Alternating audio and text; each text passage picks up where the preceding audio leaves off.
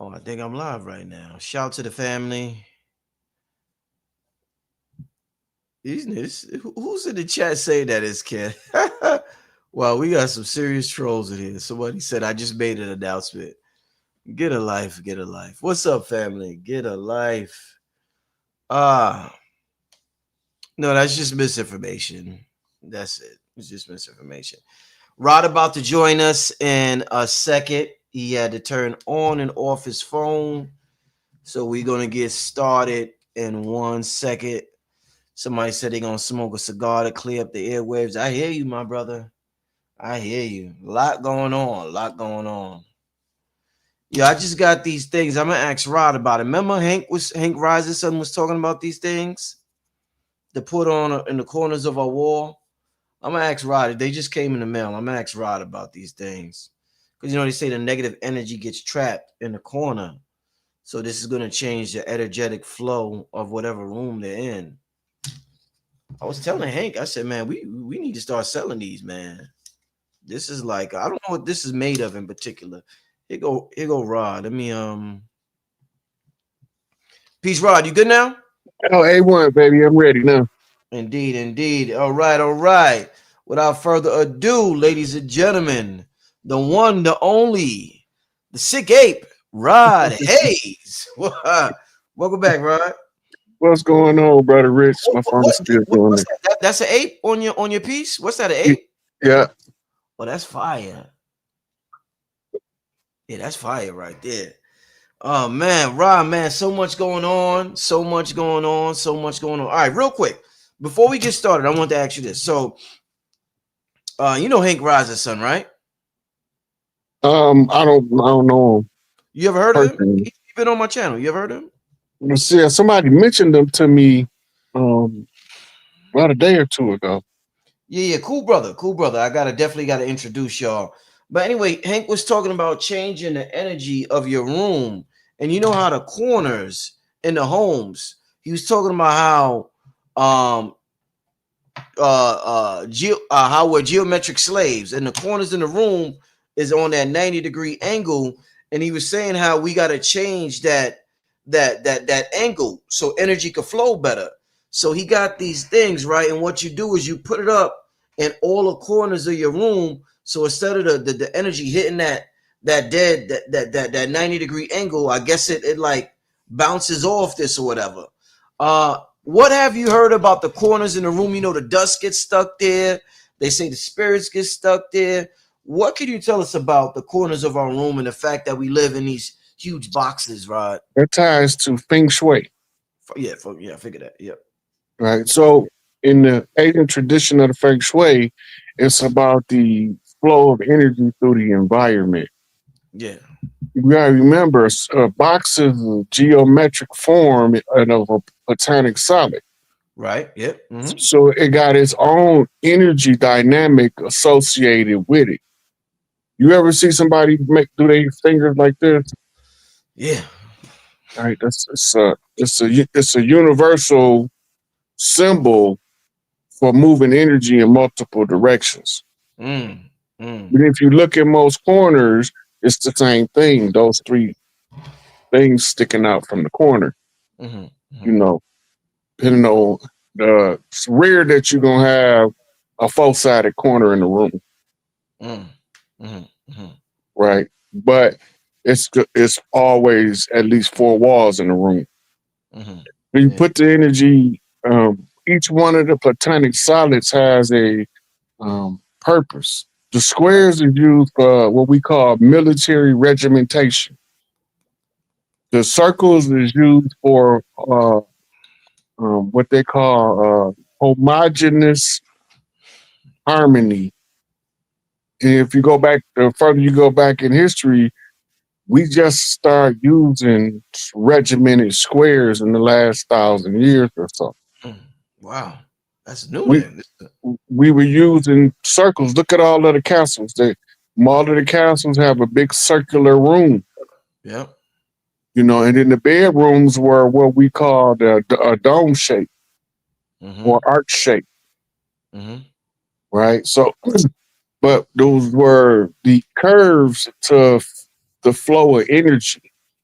Mm-hmm. Energy flows the path of least resistance. Mm-hmm. So when you put it at a 45-degree angle, that's a hard left. It's a hard turn. Right. That's resistance to the flow of the energy. Mm-hmm. But they do that. The science that's talks about the box is the science of B.F. Skinner. Mm. I remember he used the frequency and the energy of the box to psychologically condition people. This is why we got away from teaching class out in the open field yard and start teaching them in the classroom. When you look at the Pavlovian response to the Bell system, mingle with the square boxes, the Skinner boxes of the classrooms, right? And over time, it creates apathy, which is a form of depression in the child. They know this already, though. Yeah. It's not a secret. It's designed that way. Uh-huh. Uh-huh. Real quick, somebody in the chat said, "Why do they say square to circle?"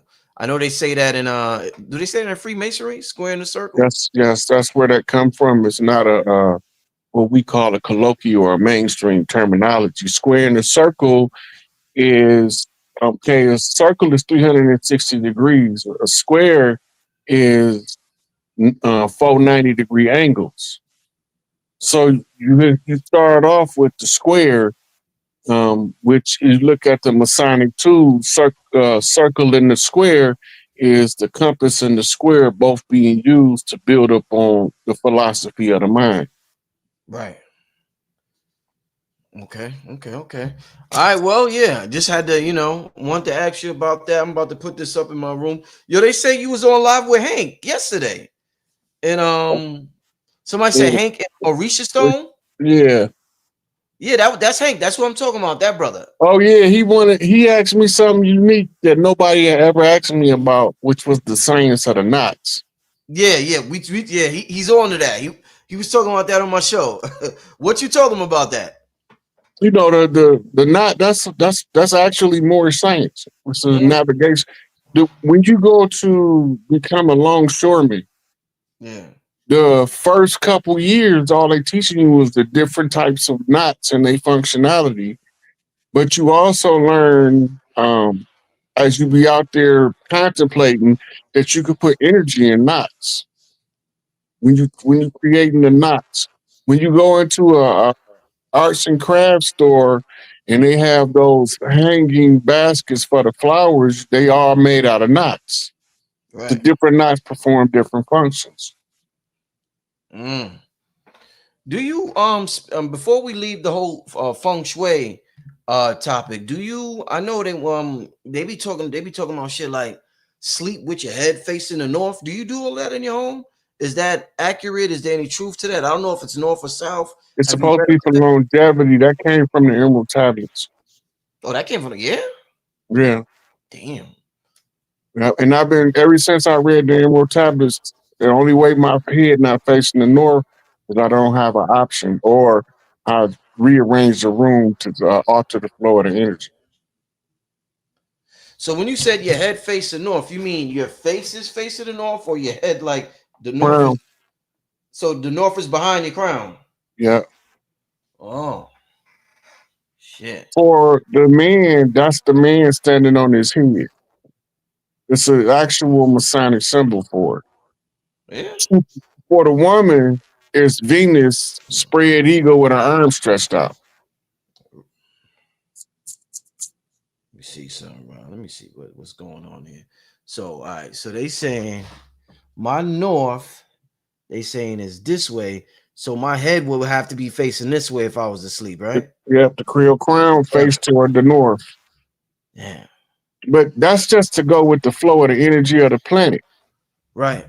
This is the magnetic north is where your energy is being drawn toward.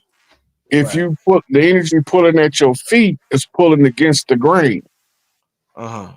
You ever had woodworking in school or anything? Nah, not in my school. Uh-uh. Okay. You ever look at wood and you notice that it has like a grain, I like know a exactly. string? Okay, Mm-hmm. now when you learn to work wood, if you sand across the grain, you actually make the wood rough. Mm. But if you want the wood to be smooth, you sand with the grain Mm-hmm. and gradually work to a smaller and smaller grit paper, Mm-hmm. right? You can't, if you go across the grain, it's going to always look damaged, scratched. Mm-hmm. But if you go with the grain, it's going to always be smooth. Mm. So it's the same with energy, flowing in the path of least resistance. Right, right, right. Yeah, this energy thing, yo. I was talking to Sharif. Oh, by the way, yo, you know what we gotta do? We gotta set up the next episode of spiritual therapy on Patreon. I'm gonna call Yeah, you. I'll probably call you tomorrow, and we'll set something up. yeah. Because yeah, I They had a definitely. blast on that one, Rick. Yo, they had a good time last month. They had a good time. That shit was mad fun. Let me show you something real quick. Hold up, because this is what Sharif about to bring this on the Patreon. We about to tap into some of this. What's this? How do you say this word, Rod? I, Psionics? I can't even see it. Psionics. So Yeah, psionics. psionic. They say refers to the use of psychic or mental powers such as telepathy and telekinesis, and is a concept found in science fiction, fantasy, and other media. It is distinct from magic, often framed as a power originating from the mind itself, sometimes described as an application or engineering principles to paranormal phenomena. Right. When did the term magic get introduced? Is that like you know how they say Europeans just started calling black folks Indians, or Columbus started like they just be saying shit? When is that our term, or is that some term they came up with for a lack of understanding with what they seen us doing? Magic comes from the root megas. Megas is I think it's a Greek term. It's a Greek reference to what the Chemetics or the Egyptians call Heka. Right, right. I heard of Hector. Yeah, yeah, Yeah, Heka is the origin. Heka is the science of Tahuti yeah, that manifests creation before you, yeah. right? So we start calling it magic as what the Magus done. The Magus were the priests, Okay. and the stuff that they did, the root work that they did, we refer to as magic when that language became a prominent part of rising culture. Right. Indeed, Like a indeed. sorcerer and a magician is the same thing, Same thing. Yep. and a priest. Mm, mm. It's only what kind of sorcery or magic or what kind of priestly duties will you assert, right? The sage, the wise man, he's the Jordan Maxwell. Just read a whole bunch of stuff, learn a whole bunch of stuff, and then be like, why the hell I learned all that shit? Right? So he just know a lot of stuff, and then common sense and spirituality kicks in at a certain point. Then the sage becomes the priest as a monk, Mhm. right? So you're looking at the spiritual development in the different cultures of the world over time, and they all overlap and interchange. Mhm. Mhm. Mhm. No, indeed. Um, in terms, shout, and I see King Simon in the chat. Shout out to my brother King Simon. You know, speaking of magic, and I know you always talking about the spells and the conjure wars and spells that was placed, a collective spell that was placed on us. I want to ask you something real quick. I was watching a clip from this hip hop radio show, The Breakfast Club, and this rapper named Gucci. You heard of Gucci Mane, right? Yeah, Yeah, Gucci Mane was on there with his wife, and his wife was speaking, and she was saying how he's schizophrenic or something, and a lot of people were saying, "Yo, she put a spell on him. That ain't the real Gucci man. She put some roots on him." What do you know about our culture of putting spells on each other and women placing love spells? Was that something that was big in our culture? Is that something that's real? Is that just some placebo shit? Talk to me. What's your thoughts on that culture? Because they always associate Haiti with that. They always be like, "All the motherfucking Haitians be into that." But what's your thoughts on the whole? So going into that, we're gonna start with the top of the bottom of the question with the Haitians. The Yeah. reason why the Haitians were so feared is because they were so successful Mm-hmm. using the arts. We called it the arts. Mm-hmm. You didn't look at it as good or bad, as it was just a part of life. Right. Right. Right. Right? We look at now, we look at voodoo and hoodoo and root work as religious practices. They're not religious. Mm-hmm. This is how people live. And we had a lot of different people that worked the root. Normally, regular people would consult the root worker to do the work on their behalf. And the goal was called the great equalizer. It was an alchemical process, and this is how people used to give the priest gold. Right. Because if the work that they are asking the priest to perform for them is more valuable than the gold have a metaphysical property to read the inequity in the transaction and draw more gold to the practitioner until he get what he got coming. So this is where your offering started at. And then the priests end up with so much gold, they became bankers and changed the world. Wow. Indeed. Indeed. I want to yeah, shout out to everybody in the chat. We had 2,000 early in here tonight. We had 2,000 in the chat early tonight. I Yo, had so a I'm couple of just people messaging me talking about it. I'm be watching. yeah, no, indeed. I'm gonna be jumping around tonight. This is an opportunity for me to ask you as the clock is ticking, with these folks that run around this world thinking they run it. A lot of people are curious about a lot of different things. I actually had a good conversation with Dr. Phil Valentine yesterday, and he had brought up this book. He had brought it up, and he was talking about JJ what's the name? What's the dude name? JJ Hurdick or whatever. And I was like, "You talking about this book?" And he was like, "Yeah." I was like, "Yo, Rod Hayes, put me onto that book earlier this year." So I was telling Phil, I was like, "Yo, it's a complicated read."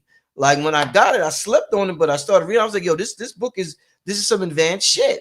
So what I want to do, Rod, I want to read just a little bit of it, and after I read, I'm gonna say, Rod, what the hell they talking about? I just want to get a little bit of your a little bit of your expertise, Rod, because and I want to talk to you about remote viewing too in a little while. I hope I don't forget because I know you said you remote viewed and got some of this information. Now that one came to me in a dream. I seen that book in a dream. A dream. Okay, I knew it was something. Right. Then I found it searching for like a couple years after I got out the joint. And I finally found it.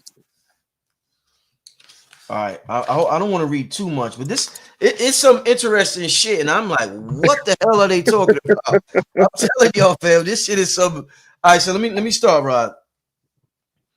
Our universe was created out of the light synthesis of the next universe, the Pleiades, the cradle and the throne of our consciousness. That's how they started it. That's the top here that I'm gonna read. But yeah, they said so off the top, Rod. They said the Pleiades is the cradle and the throne of our consciousness, and our universe was created out of that light synthesis. So I'm gonna just start like Seven that, sisters. huh? The seven sisters. Okay, so you look at it like this. Yeah. From Orion, you get your masculine principle. Mm-hmm. From the Dog Star, you learn loyalty and dedication. From the Pleiades, you activate your what we call luminous self, Okay. right? Your luminous self is also referred to as your multidimensional self. Mm-hmm. Mm-hmm. The little quote that you was reading, he's telling you that the spillover from the Pleiadian light is making up our spiritual matrix, but he's actually referring to the Pleiadian light lock. Mm. The Pleiadian light lock is what's holding us, and why everybody think we under a dome. The scientists call the light barrier the Van Allen belt, Mm-hmm. Mm-hmm. right? But the ancients refer to it as the Pleiadian light lock, Mm-hmm. and it was only supposed to be here until we resolved the what we call the war in heaven that fell to earth. Mm-hmm. We had to resolve it on earth, Right. right? So once it's resolved, then the Pleiadians release the light lock. Mm-hmm. So the light is being used as pure spirit source energy that's being manifest as a according to some incantation or spell or something to bend the light in a certain manner that create this radioactive barrier. Mm-hmm. Because all it is radiation. Right. When you understand the different rays of light and the different waves of energy, it's radiation, Mm-hmm. Mm-hmm. right? And then it's supported by what they call Arcturian conjure support. That mean they did something that gave added power to what the Pleiades was already doing. Mm. So we tapping into the seven sister energy, and the Arcturian energy comes to us in the tribal lore as the three sisters. Mm. But it's really referring to Arcturus, but we read it in the solar format as Earth, Venus, and Lilith, but it was usurped and became Luna, Wow. right? Shit. So these three feminine planets is preventing whatever dastardly deeds we doing in the realm of the earth from affecting the other star systems, Mm-hmm. Mm-hmm. right? So he's going into like a metaphysical description of what's being done with the light. Let me read a little because I want to read from this page because I know Mm-hmm. you're gonna be like, whoa. I know y'all gonna be like, whoa. We going deep tonight, y'all. We going deep tonight. All right, get your pads out. Rod already dropped some jewels for us. All right. So he says, Enoch explained that our local universe has a triangular light core of 10 million light years with a surrounding veil of 20 million light years. This veil consists of heat envelopes which form a biochemical testing zone necessary to divine life. The biochemical testing zone surrounds the core or central sun, known as the collab. Both our local physical universe, which is one spectrum of our local universe, and the surrounding biochemical testing zone are superseded by an invisible world of negative mass, which shapes the atomic nucleus and is used in the building of the physical energy system of our visible galaxy. Thus, the physical universe proceeds out of the world of negative mass, which is used for the purification of trapped light. And I'm gonna end on this here. The blueprint for this physical universe in a world of negative mass pre-exists in the higher heavens and the star codes of Pleiades. Right? Now, all of that to tell you that the physical seen world mirrors the invisible unseen world. All of that together, that's what it means. Basically, what it's saying. That's what it's saying. But it's just going through the what we call the extrapolation of the sciences Right. because they got to teach you how to draw it out in order to contract it. Mm. So it's training the brain while he's teaching the lesson. I could tell by the way he wrote it that it was written before 2012 because when he's Yeah. talking about that backdrop, that became known as the God particle, the Higgs boson that Mm. this generation haven't discovered until 2012, the next day after the Mayan calendar expired on the close of the age cycle. So it's explaining it in a way where like scholars Mm-hmm. would explain it to each other to tie all of the little nuances together into a bigger picture. Mm-hmm. But for regular people, the simplest way to say it is the seen world mirrors the unseen world by refraction of light. By fraction of light, right? Right. Let me. You know how across the globe, there's like a brainwashing program. There's this effort to make people think people of color are inferior or whatever. They always have shit on television where they show us in these low states or whatever. Just to brainwash people all over the world about people of dominant melanin. Is there also a scientific conspiracy to teach us that the word negative is bad? Because every time I'm hearing about hear the word negative in a science test, in a science sense, it's some good shit. But then when I think about our everyday language of the word negative, you think negative and you go, I don't want to have negative thoughts. But then he's talking about we come from negative mass, you got negative ions, all this negative shit, and chemistry and science is good. So was there a concerted effort to make negative bad in our everyday language? When they made it a religious equivalent to evil, is what made it bad, Okay. right? So we're looking at scientific concepts with a religious view. Yeah. If you take the religious ideology out of it, then you would see negative and positive as two opposite ends of the same thing, Mm, right? It's mm, it's, it's all it is. It's right. degrees and measures one to the other, masonically represented by the pillar of severity and mercy. On one end is severity, on the other end is mercy. If it's a straight line between the two, one pillar connects to the next. Mm, So the ability to make the connections is what we need to learn. mm. Excellent. One last paragraph I want to read before we move on, Rod, and I want to ask you what they might be talking about. Um, the chosen of this planet. Oh, let me talk closer to the mic. The chosen of this planet who successfully served their species qualify not only to put on the higher over self body of light, but are given the knowledge of how to use the codes of biochemical creation on this planet to mutate a species capable of carrying the light into other creations. For this reason, the people of Israel were created. What he's talking about, Rob?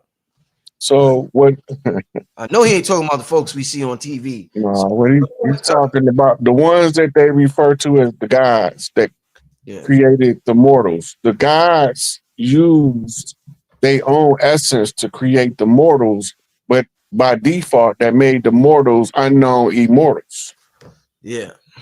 right? So he's talking about prime source empowering us to exercise free will in the transference of the light, right? Then it takes us to Prometheus still in the flame from the gods, Mm, mm, right? To give it to the mortals. mm-hmm. It goes into the reason why Hercules is going through all of these tests Uh-huh. to develop the strength in the character, Mm-hmm. right? So when you put it all together, it's what the priest is. He's not talking to regular people with what you're reading. He's talking to priests and scholars, and he's making the bridge between. Let's say that guy is a high school English professor, but he's not very skilled in metaphysics. Mm-hmm. So he's going to bridge the gap between the English professor and the metaphysician by describing it in that manner, right? The Israel is a Egyptian hijacked term. It Mm-hmm. got nothing to do with what they've been telling us that it got something to do with. Anybody tell you that God made some people with nowhere to live and that they his special people got to be delirious, Mm, because all of us is where Mama Earth placed us at, organic to the land that we come from. We have the ability to traverse the rest of the world and visit with the other tribes. right. right? So this is why in a religious text it said we made you the tribes and clans that you may know one another, Mm. recognizing the difference. When they exploit the teaching of the people, this is to manipulate the mind of the masses. Mm. So he's talking to people with higher levels of education than the people that we communicate with on a day-to-day basis. Indeed, indeed. Hey, and with that being said, with all this galactic talk, what's the latest update you got? I'm asking everybody who come on the show the latest update you got about the Three Eye Atlas. I know you posted on your Instagram. I know they said what they saying, family. It just left. They can't see it right now. I think it's hiding behind the Yeah. sun, something like that. I forget They what's the. tell they telling us too many things about Three Eye Atlas that's inconsistent with what we've seen. Mm, They told us a couple of days ago it smashed into the sun. they said that, yeah. Yeah, but it ain't even by the sun though. Even when they told us that it wasn't near the sun. Yeah. So it's all the Three Eye Atlas phenomenon is all coded information. It's all coded information. I don't even think personally, this is my opinion. I think that it's just being used to get certain information in the public, in your face, behind your back type deal. I don't even know if it's real Mm, because it's too many inconsistencies. First, it was a meteor, then it wasn't a meteor, then it was an asteroid, then it wasn't an asteroid, then it was a mothership, then it wasn't a mothership, but then all these other ships keep popping up all around it, but then they keep disappearing. mm, And I'm like, so they given a story in the reports on Three Eye Atlas, and until you crunch them all together, you can't see what the story is. It's like you ever seen a penny stretcher? yeah. Yeah. It's like you stretch the penny out. You know it's a penny, Right. Right. but Right. you can't quite make it out for a minute. You're like, what the hell is it? Oh, they put it through the penny stretcher. Mm, That's what the story, the Three Eye Atlas story is through the penny stretcher. It's a clock. It's a mm. timer. Yeah. Now Yeah. what they timing, I can't tell you. But I can tell you that the reports of its arrival has oscillated, right? The last I heard, it was on my birthday, but it started off in December, the arrival. Then it went as close to us as October 27th. I don't know what the estimated arrival time is now, but they've been doing countdowns, and that's how you know it's a clock. This many days into the arrival. I'm like, okay, what you really look? Well, we can't be thinking that Three Eye Atlas is the mothership that's coming because it's already here. The mothership that's coming and been here for a couple of years, they've spotted it in Venezuela, Brazil, New Zealand, and it's because it stayed close to the southern hemisphere because that's the top of the planet. Mm, They got us believing north is up and south is down. It's the other way around. mhm. That's why the south get the sun first. Wait. Hold up, Rod. If north is south and south is north, what about the feng shui we just talked about? Should you be facing? Yeah, you get what I'm You saying? remember when I gave you a description of what it was? It's the man upside down, On yeah, yeah, and yeah. it's the woman right side up. Mhm. You ever heard the term "the South will rise again"? Yeah. That's the code or the call of the matriarch's return. Because when the South is put back on top, that's when the woman is put back on top. Mhm. But not because she can rule better than a man, she ruled different than a man.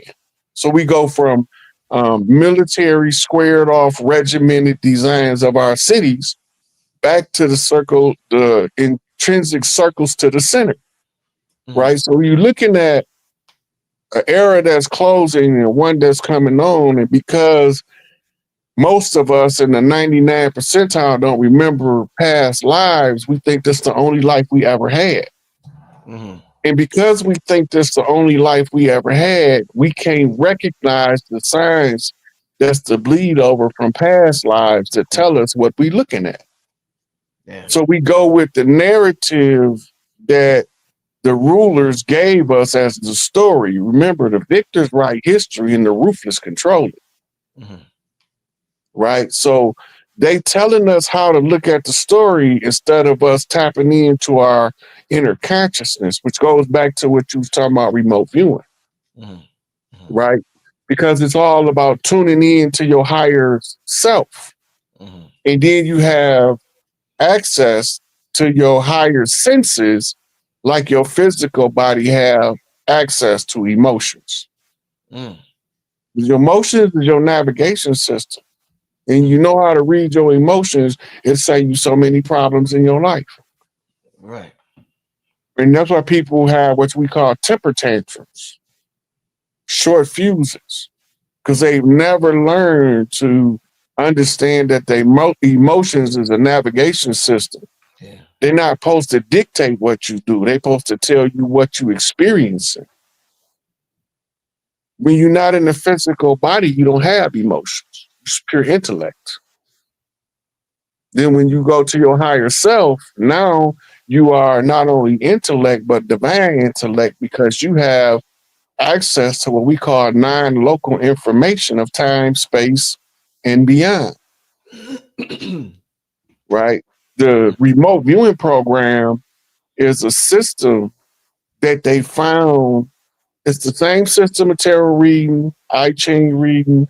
The practice of learning it is calibrating the mind to translate what you're seeing into the vessel that you're using. So you start off as a person sitting in the living room, but the mind is not restricted by the body. Mm-hmm. This is how you know that when people tell you we in the soul trap, they lying. Mm-hmm. If we was in the soul trap, we wouldn't be able to astral travel or etherically project. We wouldn't be able to allow our mind to remote view other locations because we would be in the soul trap. Mm-hmm.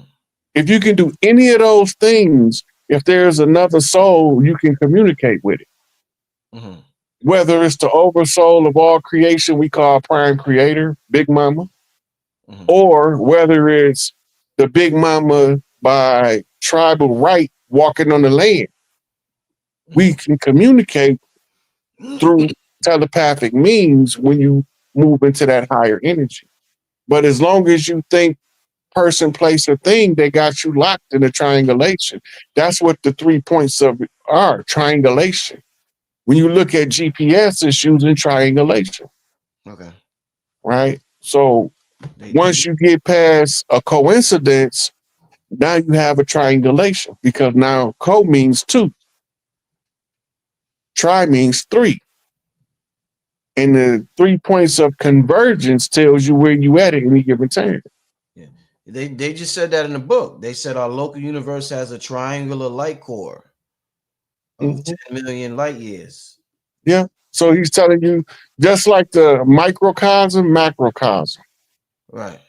right? Just like you take you 10 minutes to walk to the store, there's a version of you that's taking 10 million light years to walk to the store Mm-hmm. Mm. because it's Yo, non-local. yo, Rob, what I ain't gonna ask that. I ask that later.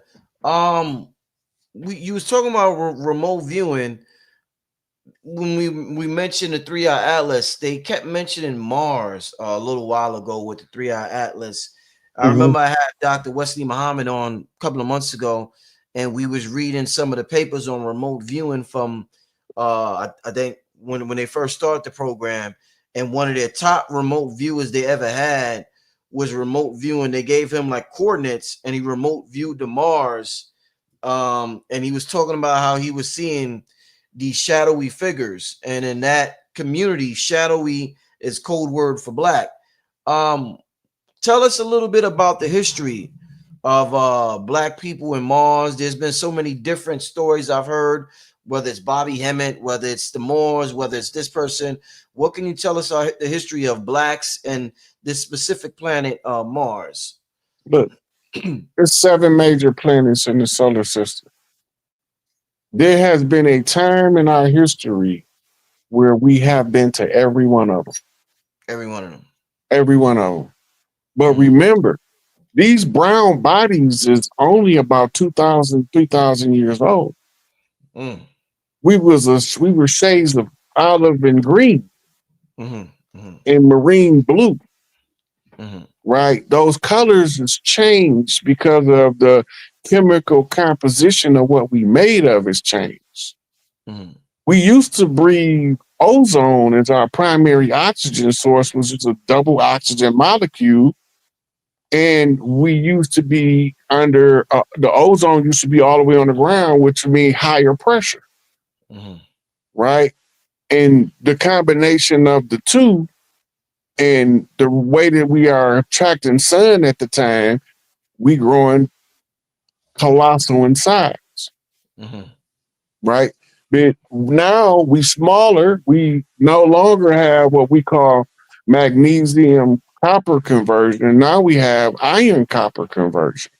And Mm-hmm. iron rusting gives us our shades of wheat, Mm-hmm. which takes us to the Popol Vuh, the Mayan Bible, as they call it. And they tell you in there that man was made from maize. That's what they talk about. The different carbon tones.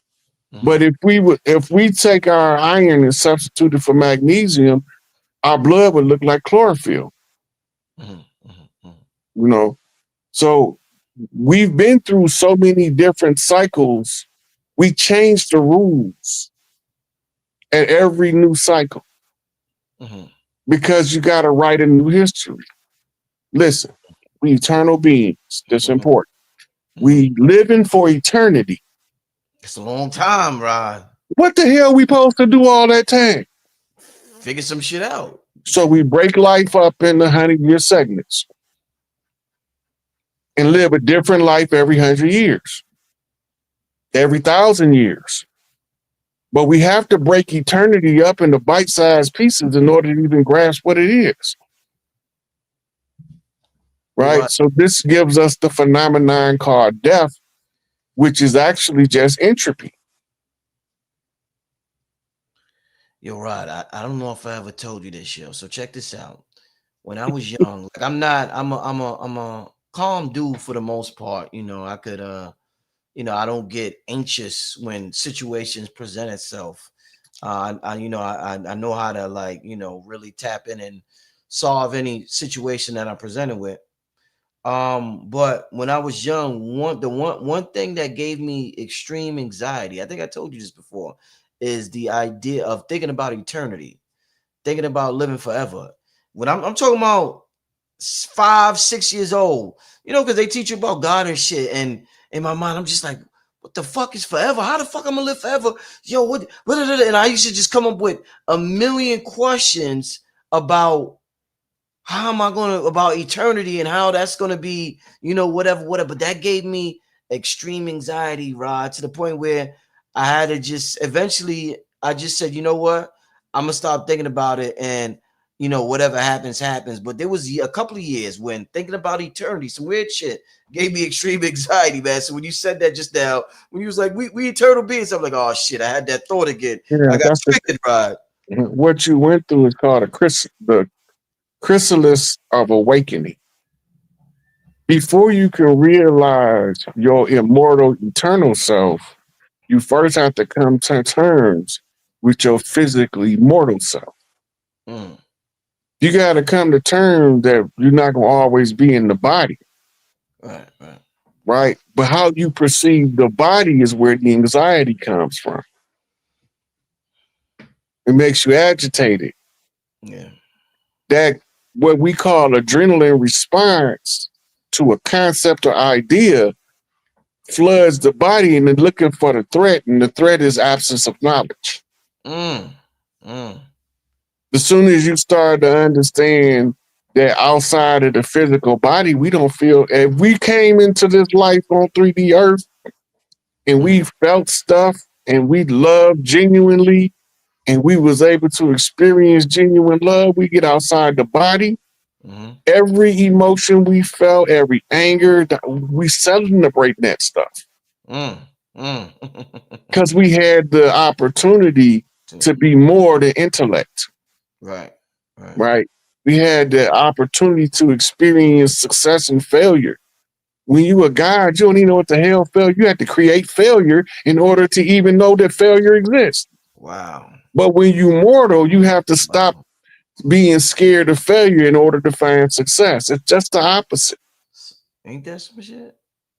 right? This size above, so below, but it's a mirror. 6 on the ground look like 9 in the sky. Mm-hmm. 9 in the sky look like 6 on the ground. Or you can flip it, depending on the angle you looking at the 9. Is you looking at it from the top or the bottom, Right, right, right. right? So it's perception. Yeah. Your whole life is predicated upon whose perception do you accept to tell you what life means. You're supposed to read all them books, not for the sake of reading books. It serves two purposes. It allows you to have a glimpse in the perspective of somebody else, be it fiction or nonfiction, right? Then it also allows you an opportunity to exercise the brain like you do weightlifting for the body. Right, right, right. When you hear them talk about like Dr. Ben, Dr. Clark, they call them, those were intellectual giants. They wasn't born that way. Mm-hmm. They had to work out. They had to exercise that man. Shake anti-Diop, Yeah, right? yeah. Amazing scientists. Amazing. Don't nobody even know that he was one of the pioneers in carbon-13 dating. Mm. He was, then he went on to take it further and came up with other types of dating systems based on the decay of elements, Right, right. right? Why do the elements decay? That's Mm. entropy, right? From chaos they came, and to chaos they return. Only way you can avoid the entropy is you have to reach what we call absolute zero, where you gain no energy, lose no energy, Mm-hmm. right? Or you burn the exact same amount that you consume. There's no loss. As soon as the energy beginning to be lost, them opinions, Mm. it sets in entropy, Mm-hmm. right? When you understand the reason why you have fear, it's telling you where you need to be educated. Mm-hmm. If you're scared of hell, find out where it came from. Is hell really there? Did man's mind invented hell out of his paranoia, Mm. right? Is heaven really there? Or did man have grandiose delusions of a potential utopia and wrote a story about heaven, Mm-hmm. right? You can live hell or heaven on earth. You don't gotta be dead to live now one of them. Mm-hmm. But we so busy letting somebody tell us how to live, we don't know the difference in the two on earth. Because Right. we have hell one day and heaven the next, Mm-hmm. right? The vicissitudes, the ups and downs, the ins and outs of life. If we taught our children that they're supposed to have struggles in life, I guarantee you that the suicide rate will plummet by 90% in 5 years. Mm. Just by telling the children that, in life sometime, baby, you're supposed to struggle in order to get stronger. Mm. Life supposed to get hard when you get too complacent at being nothing in order to make you into something. Wow. Yeah. That's the only reason why you get all go into that apathetic state.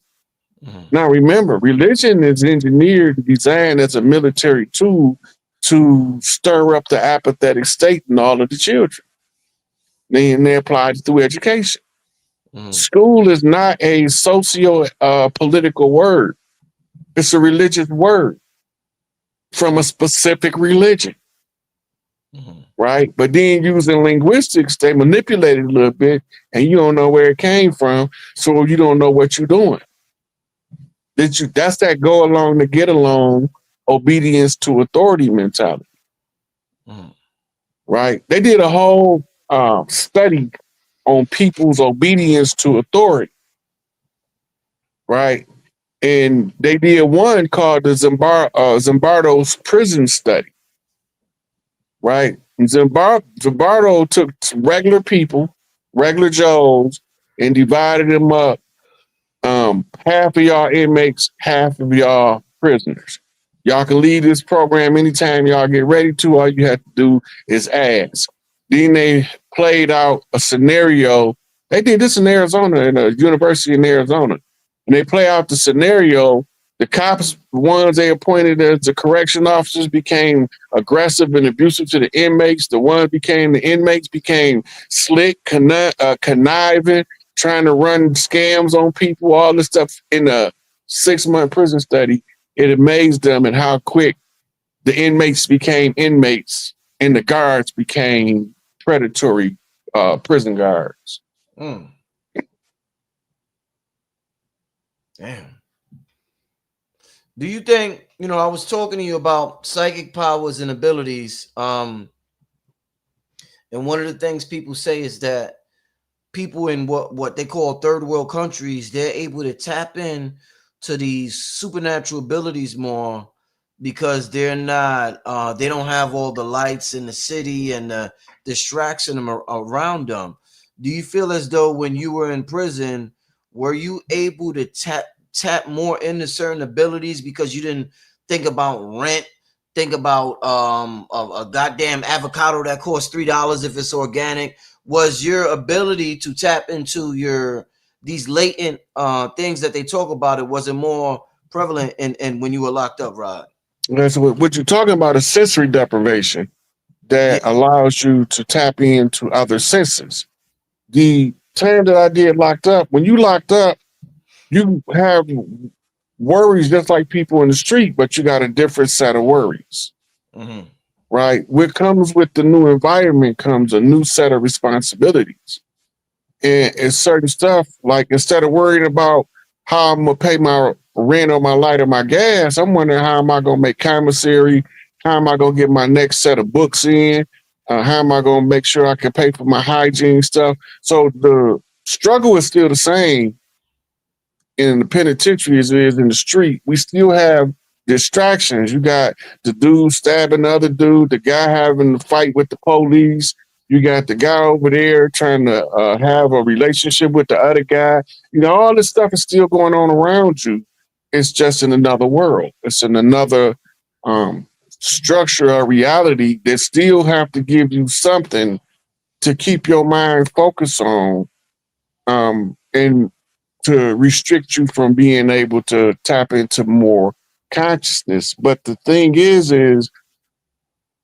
it's not necessarily third world countries, because if you go down to people that live in the rural countryside, we be sitting on the porch, they'll hear something way out in the field, and you be like, what are you talking about? Until you see that this big old buck deer run out, and he's like, I knew it was one out there. I tried to tell you. Mm. Right? Because they became acclimated to the environment, and the things that they mind focus on is more localized to their environment. It's the same whether you in prison, whether you in the projects, or whether you in the penthouse. Your local environment is what's going to absorb most of what you consciously focus on a day-to-day basis. You can always have some kind of concern about the local environment around you because that's your area of control. So the circumstances might change, but what draws the attention of the mind is what matters. When you're more out into nature, more stuff nature related sink to your mind.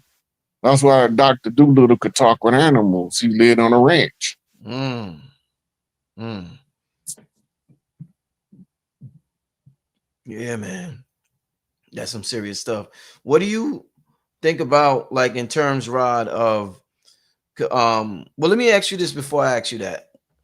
Is it gonna get, we talk about so many things and our DNA waking back up and coming online. Are people going to start to live longer, Rod? Like, is this thing where people live to be 110, is that going to increase? Are we going to see people live to 300, 400? What do you see in the next 100 years in terms of the belief system we have called aging? Is that going to change drastically? The field of gerontology deals with the science of getting old. Mm. And back in the 90s is when I first encountered the work of grad student at the time named Dr. Cynthia Kenyon. Yeah. She was working on extending human life way back then, and I think she went on to win a Nobel Peace Prize for her research and aging. Now they are releasing technology that's known to be capable of regenerating your body. The body is just the avatar. You can have more than one if you know how to jump from one to the next, right? And the avatar is programmed, and the program is on the chip, and the chip is called DNA. The chip is powered by mitochondria. So when you're looking at the ability to move in, you got to go to telomere science.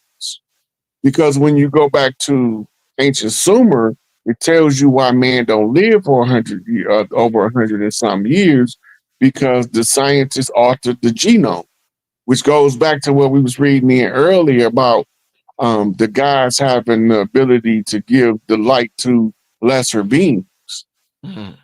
right? This is what they're talking about. But the light can be activated. What they coming up with is all this stuff is old Atlantean technology rediscovered. The From the cryogenics where they froze Big Tookie and then kept him in Area 51 to the Bajinga tribe who telepathically told the scientists how to thaw him out and been working with scientists in Antarctica since the 50s and they still look the same. Mm. But they're a different genetic stock of human. Mm. But they look like they straight out of the jungle of Africa. And Right. then they tried to tell us this fairy tale that they captured some Africans, turned them loose in Antarctica, and they just became nomadic giants on the land, knowing everything to do.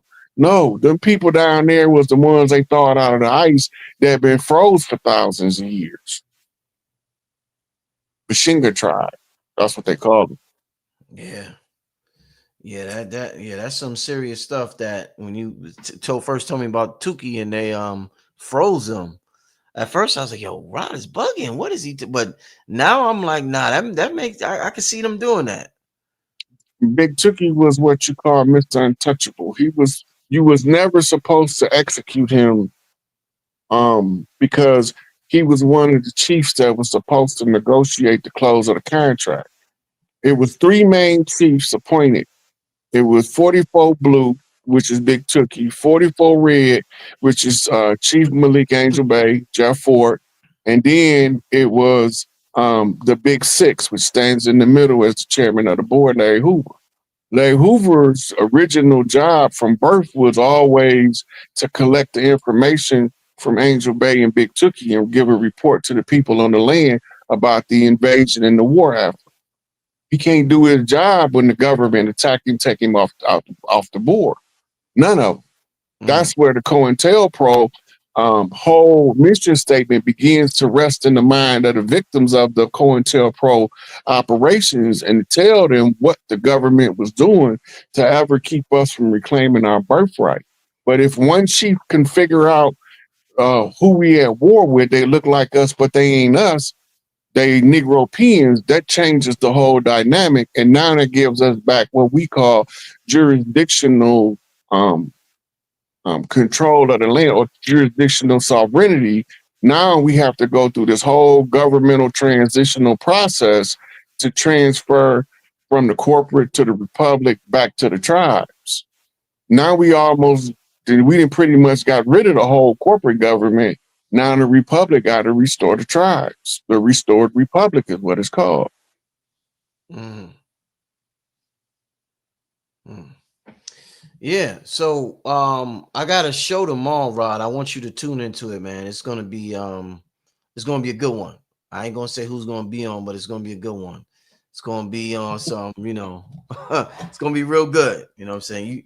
The brother that's gonna be on it, he told me he just talked to you today or yesterday. He was like, y'all talk for like 2 hours. Oh yeah. I know you're talking So about. we're gonna have a real good show tomorrow. So make sure you tune in. One thing I want to ask you, Rod, in terms of communicating with your higher self where it feels natural. And when something feels natural, we vibrate differently, and the universe is listening to us. And when we're speaking to it with authenticity, it responds to us, and we're able to manifest things and collapse waves and all that. One thing I noticed, Rod, is that we talk to different people differently. So, like, if your lady walk by you, your voice may change. You may say, "Hey, baby, what's going on, baby? What you doing? What are you doing?" If your child, your son or daughter, your voice may change. Like, and when I call you, be like, "Hey, what's up, brother Rich?" You be like, "What's up, brother Rich?" Is there a certain our voice is our voice for a reason? It's an instrument. Is there a certain way we should talk to a higher self so that it can understand us? Because it seems as though people talk to their higher self in a very monotone, dead. Yes, I would like this. I'm trying to understand that. And maybe we're not, maybe we're supposed to change our voice for our higher self like we do with everybody else in this realm. So, how would you advise communication with your higher self, Rod? You know, the communication with the higher self is what you call higher thought. Mhm. It all takes place in the mind. So you Once don't, you really, like, speak words to your higher self. You don't. you can use words or you can use images, Mhm, mhm, right? The clearer you can see what you want your higher self to provide, mhm, the clearer your higher self creates circumstances to get you where you're trying to be, mhm, mhm, right? So this is what they call holding the thought.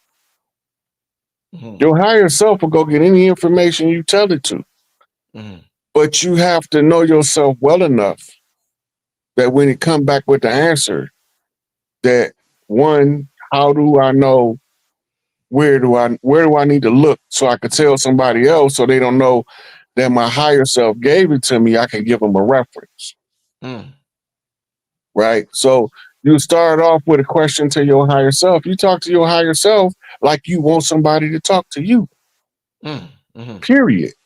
Your higher self is not going to respond to your disrespecting of the self. mhm, And you will see it play out in the environment around you because of your self respect is not sufficiently intact. You will be disrespected everywhere you go mhm, because you won't carry yourself in a respectable manner, and it'll always have you at odds with other people, especially people that got self respect. You're going to irritate their goodness with your lack of control. You ever seen Caesar Milan? The dog whisperer. You ever seen him training dogs? yeah, yeah, yeah. And sometimes you go to people's house and they swear up and down that this dog keep attacking that dog, right? Mhm, Caesar sit there and watch for a minute. He said, no, he's not attacking that dog. He's defending himself from that dog because he's sending him messages mhm, without saying the word. But y'all don't know the language of the dog. So you think it's the one that's making the move that's initiating the fight. He's not. He's defending himself. But if you knew dogs, you would know that, right? It's the same thing if you understand how you process information, mhm, right? If you understand how you perceive the world around you, you say, okay, so when I see stuff in this way, this is my perception, mhm, mhm. right? But then you realize that other people has influenced you during your life. So when you got a like or a dislike, where did I get it from? Right, Is right. it am I naturally scared of heights or did it just tell me that? Let me climb up something high and find out, right? Because I don't know if I'm scared of heights or not. They might have just told me I was scared of heights. This part of shadow work because you're addressing something that somebody else said about you that you accepted to be true without ever determining if that's how you really feel. Mhm, So the more authentic you is talking to yourself, the faster your answers come back, the clearer they are. And if you need a reference, they'll do just like Chat GPT. mhm, It might not pull the reference book up in your mind and say, hey, go get the book of Yahweh. It might not do that, but it might create circumstances. You scrolling online and you run across a book that's answering the question in the comments about the book, happens all the time to people. Yep. right? Because your higher self have to provide what you require of it to do. Then you got to remember something called a turnaround time. Turnaround time is like how long do it take the genie to provide what you asked for with your three wishes? Some stuff is instant. Those Mm-hmm. are small things. But if you want to change the world, how long will it take compared to if I just wanted to get a car? Mm-hmm. A car is a faster turnaround time than changing the world. Mm-hmm. So you might get a car in 2 weeks, but it might take you 20 years to change the world. Because one, you have to develop yourself into a qualified world changer to change the world. Right, right. You're not going to develop yourself into a qualified world changer without studying the problems of the world, right? And you always start to the local and expand to the international, Mm-hmm. to the galactic. You start close and you move out. Mm-hmm. That means you use yourself as first person perspective. Mm-hmm. But don't neglect to say what do it look like from the second and third person perspective. Because now you triangulating with your mind how to get to the destination. Mm-hmm. Like activating your inner clock to get to whatever the manifesting energy is, to turn around time on that energy. So the bigger the thing you ask for, especially when you're doing it by yourself, it's faster if you got half the world wanting the world to change and they all studying changing the world at the same time. It's not going to happen that way because it's not that many people that is not so caught up in the humdrum of their day-to-day life that they can even give a fuck about if the world change or not. Mm-hmm. Most people don't care as long as they can eat. They got clothes on their back, food on their table, and a place to sleep. They don't care if the world ever changed at that point because their creature comforts is met. The people that want the world to change is tired of seeing people sleeping in sleeping bags at the bus stop. Mm-hmm. That's annoying because nobody's not supposed to be without a place to rest their head. Or seeing so many people at the soup counter that you can't even feed them all. Mm-hmm. The people that's seeing this and is irritating their spirit is the ones who are going to try to figure out solutions to the problem, not the person that's living the day-to-day life. Because like I said earlier, your mind is only to the local things around you. It's primarily consumed because 90% of what you see is what's right around you. Right. So that's where your influence comes from. Right. You ever wonder why Brooklyn guys don't act like guys from the Bronx? And they both from New York? Right, right, right. Long Island guys don't act like guys um from Harlem, and they both from New York, and don't none of them act like the other one, and all of them from New York. Crazy. But when they leave New York, they all got a certain swag. When we talk to them, and we say, "Oh, he must be from New York," Yeah, yeah.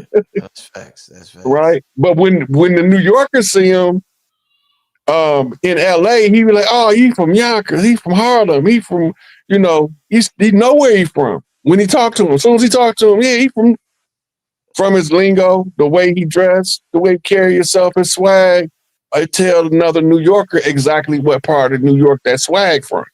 Right, right. You even can narrow it down to whether he from the Queensbridge projects or the Marcy projects. If you from New York, you know the guy that well just from being there. No study, no investigation, just what you pick up living your life. Then you know when it's a stranger that came to New York and been living there for a while, so he kind of got a little bit of New York swag, but he ain't from New York. He must have been living here a while. You automatically know, especially when you're from a geography. So your mind is always consumed with what's closest to you before it expands out. That's why you deal with problems that affect you first. Because if you don't deal with first person problems, how you gonna solve second and third person problems? And nobody want to solve their own problems. That's why they want to cry about it all the time. Mm. I want to talk a little bit about geographical, since you talked about the geography, people being from certain places, geographical light codes. There's light codes that hit certain areas that causes people to have a certain personality, like Harlem, for example, that you used, or Chicago, or LA, or whatever. With the invention of the internet and social media, we don't have people from these geographical locations that stand out. It's like everything is merging. Everybody's dressing the same, everybody's looking the same, everybody's acting the same, because people live on the internet more than they live in their geographical locations. So how do you feel about the internet taking away the light code that people used to naturally get from their geographical location, and now everybody's light codes is coming from that blue light in the computer? How does that affect the behavior of somebody from a certain region? Reconstruction of the Tower of Babel. What you mean by that, my brother? What happened with the Tower of Babel? Why did they destroy it?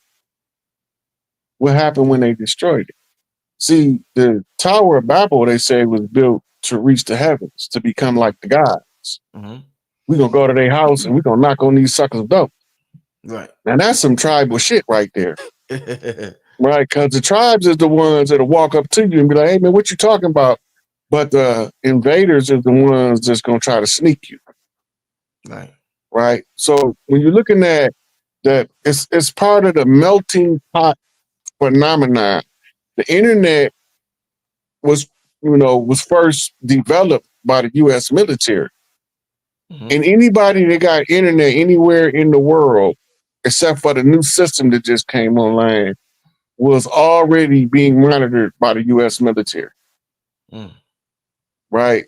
So it was a tool to bring a global community together outside of your day-to-day community. So you basically living two lives at the same time, one on the internet and one in the real world. And rarely do they intersect. Only every now and then somebody real life will intersect with their social media or their internet life, Yeah. But it's all taking us back to ability to be able to communicate across language barriers. When they Right. first destroyed the Tower of Babel, they said, let us divide up their language, lest, they continue their endeavors. So to stop it, one of the things they did was divided up their language, but then they divided their geography, right? Yeah, go ahead, Rob. I'm sorry. Yeah, so that's what the internet is like, a reverse polarity of that organically taking place because of the rise in the technological advancements of mortals. Mm-hmm. The more technologically advanced we get, the more we use tools to communicate across language barriers, culture barriers, and that's how you get to the real truth. Mm. Mm. You had mentioned dogs a little earlier, Rod, and just the history. I remember talking to Dr. B about the history of cats, but with dogs, we always heard white people say dogs is man's best friend. What's the historical relationship between dogs and melanated people? Like, were there something creatures that we always had around us? Were they something that we had in our homes? Where did they come from? Like, is dogs something that's always been prevalent in people's lives? Well, dogs been so ingrained in our community. You got to remember, Anubis is the Yeah. dog head deity, Chief Zolo, Mm-hmm. Dark Man X. Mm-hmm. So when you realize that one of the gods is a canine type, and then one of the stars is the designated locale of the home of the dog star, Dog star. Mm-hmm. right? So then you go into like old culture, like Mississippi. Mississippians, you a dog man in Mississippi, it's a certain character of a dog man that we all got. And most of them, they tend to be working a lot of their fields alone, and their dog was a companion. The dog was, that's what the natives say, the great father walked with black dog on his heels. He's talking about the great Orianos with the Sirius star on his heels, the dog star on his heels, right? So companion to man is a long before pale faces ever came. the K9 was considered man's best friend because it was tied to the recognition of the gods, the communication between the K9 and the man, Mm-hmm. right? So even in African communities where you see them with the tribal communities got dogs, they just roam around the village. When they go hunt, the dogs go help them. They're not even trained. That's just what they do. Right. Dogs part of the pack, part of the clan. All hands on deck when it's time to feed the family. Indeed. Indeed. I want to get to a couple of questions from the family before we get out of here. So we're gonna take about 2 or 3 questions from the family. I seen somebody had mentioned. Hold up, give me a second. Let me put the brother's cash app up on. Hold up. Uh, give me 1 second, family. Put some questions in the chat. In the meantime, uh, yeah, I'm gonna post Rod Hayes' cash app for those inquiring about it. It is in the chat. I know a lot of y'all know it by now. The Sick Ape, capital SIK, capital APE. You want to support this brother, show the brother some cash app love. This is the best way to do it right here, family. All right. So let's talk about this whole Doomsday thing. So I seen, let me go to Instagram real quick, y'all. And let me go to Rod Hayes. Hold up, y'all.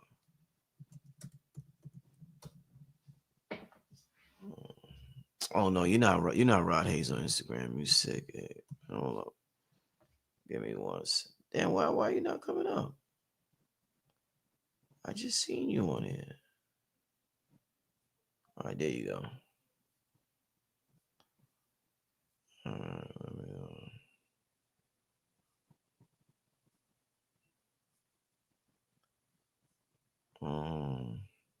you had one up here where you was talking about Trump and where does that go? He was talking about Trump has said something about doomsday and he was like the clock is ticking. You know what I'm talking about, Yeah, the Rod? doomsday clock post. You want me to send it to you? Yeah, if you could. I'm on your Instagram now, but I don't see it. I don't know why. Uh well, tell me what that basically is about, Rod. If we I'm gonna find it in the meantime. But The hold on one second. yeah, give us a second, family. Second. Oh, here you go, right here. Okay. I'm gonna send it to you so we can just review it, Yeah. and it'd be a lot easier that way. Okay. Um, okay, you see, you texted to me. Okay, let me see. You can start talking on it, and I'll pull it up, Rod. Okay, I think it's that. Cause I'm on a computer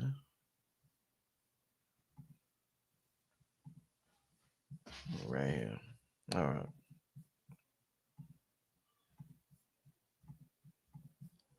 All right, go ahead, Rod. Oh shit! Doomsday clock at midnight. I'm like, and then you wrote the Doomsday Clock, a concept of disclosure that measures potential for the final conflict of humanity, a final collapse of a system of fraud and deception to revive the ancient bloodlines. We are here en masse to return to harmony under Libra to restore balance and harmony to Earth. Boom. Donald John Quavius drops a video of a doomsday clock marking midnight D-Day. D-Day is upon us and restoration is at hand. Know thy enemy, know thyself, and victory is assured. Wrote Sun Tzu in Art of War. Study to show thyself approved. What's going on, Rod? What you meant by this, man? Okay, click through the slides Right. because it's gonna show you what I'm talking about. Now, if you watch this video right here, Mm-hmm. um, I forgot what the event was, but that night he posted this. But if you look for the clock, look at the time on the clock.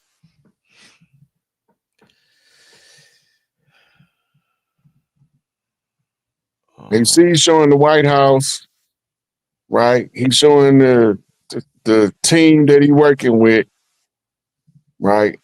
Mm. That's the Reaper. See the clock? Yeah. Okay, now go to the next slide.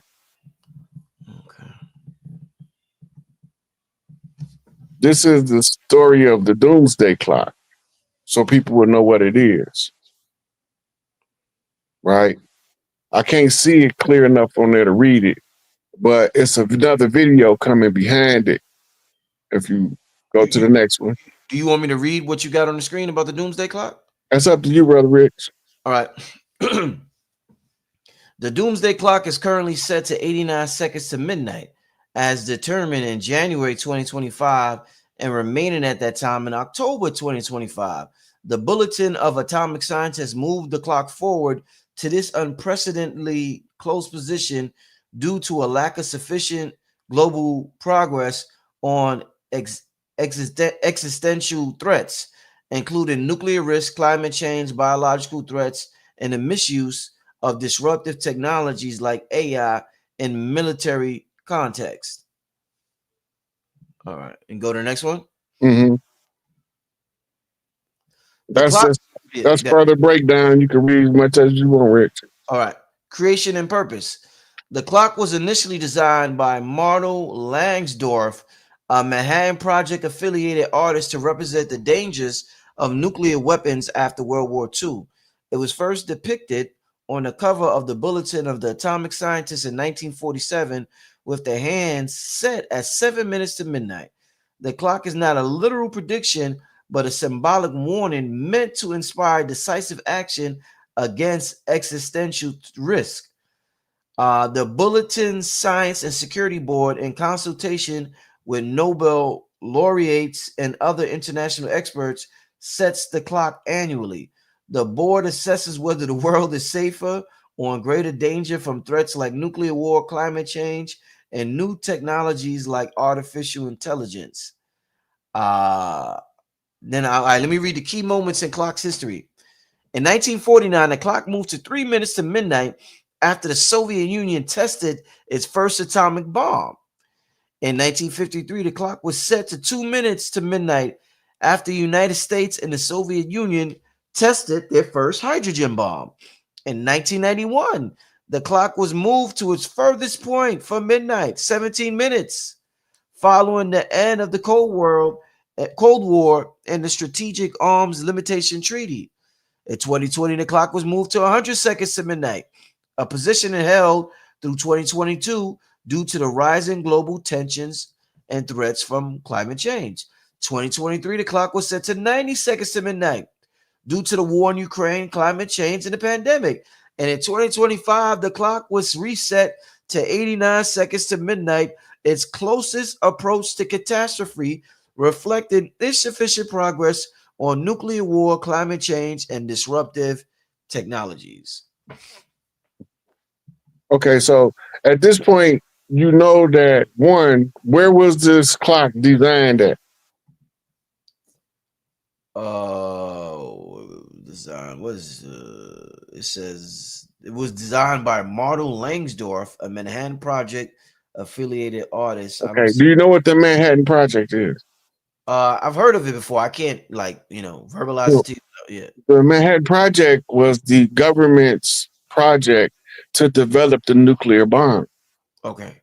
All right. Now, the secret behind the nuclear program at the Manhattan Project was the Lloyd Quartermain team of Uh-huh. melanated scientists to tell them how to turn Einstein's formula into a mechanical device, Mm. right? Which became the atomic bomb. And as part of the Manhattan Project, when your physicists do physics, right, he also looked for um, side effects. Mm. This is to give birth to this concept of a doomsday clock created by a member of the Manhattan Project. The doomsday clock is really determining the final shutdown of the system that built the bomb. Right. right? And Doomsday is not necessarily Destruction Day. Mm-hmm. It could Mm-hmm. just be the final end of something. And Mm-hmm. you notice they said they had moved all the way to the closest it ever been to 89 seconds, Mm-hmm. right? It was 90 seconds during the scamdemic, Mm-hmm. right? And so now Trump comes out. What's the government dealing with? Government shutdown, Mm-hmm. right? And the government shutdown strikes midnight to close of the system. Mm-hmm. And that's what that post was about. It's Mm-hmm. more stuff in that post. It's another video where one of the guys that was on the team was explaining what the doomsday clock was. Right. Um. Him. Yeah, for some reason my sound won't play when Yeah. I Sometime it won't. yeah, But just showing they can go look the post up on my page on my Instagram page. yeah. Okay. And all right, so he's just explaining what you just explained basically. Hmm. And What's his this was dealing with the so the reason why this in the doomsday because this is Benjamin Franklin reflecting on something called the George Washington Challenge and the identification of the people involved in the conflict. I mm, can't see it clear enough to read it. If you want to, you can read it. yeah, hold up, let me put this. Why should the Palatine Moors be suffered to swarm into our settlements? They will never adopt our customs any more than they can obtain our complexion. All of Africa, Asia, and America are swarthy black. Russia, Italy, Spain, France, Swedes, and the Germans are black. The principal whites are made up of the Saxons and the English. The Scots, Welsh, and Irish are not Saxon of English. When Benjamin Franklin writes this essay, and I can't see the year, the black German king, George II, is sitting, and that's where it ends. Yeah. So that was during the time of King George being king on the throne, King George II, Right. right? So um, what he's telling you is that the white man ain't white,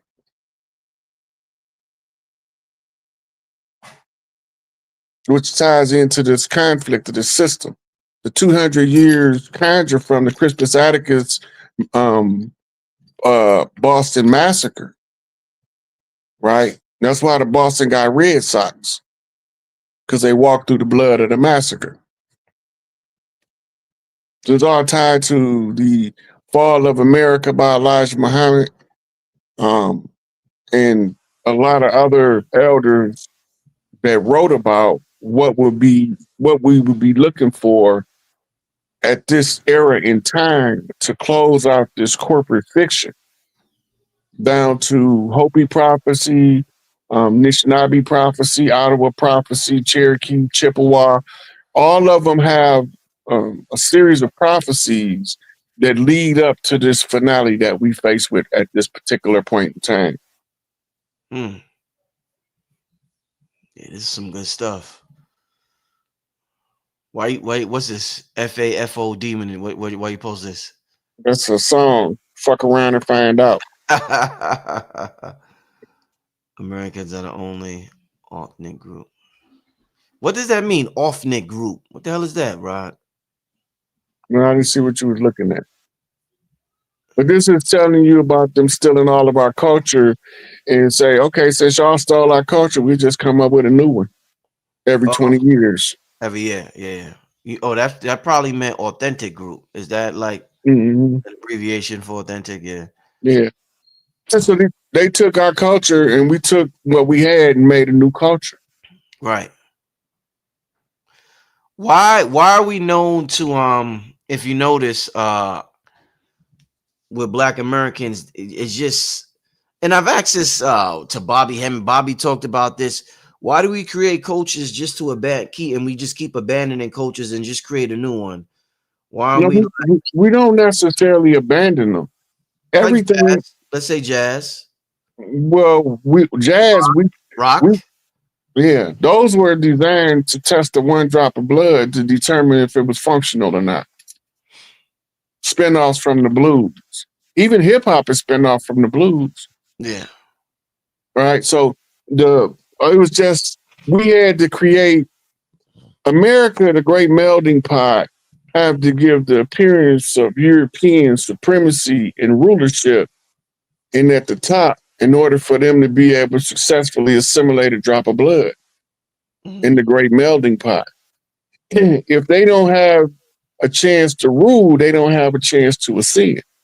Mm-hmm. So even though their rulership was enforced by people that look like us, Mm-hmm. right, they still had to have a chance as the newest people on earth to rule, right? So when they finally got their chance to rule, they got to go through their catharsis as rulers Mm-hmm. to realize that shit ain't all it's cracked up to be. Heavy is the head that wear the crown. And if you think that just because you look like skin, that that's going to make you a better ruler, you're going to be the first despot that they going to come lynch. It's not going to work like that.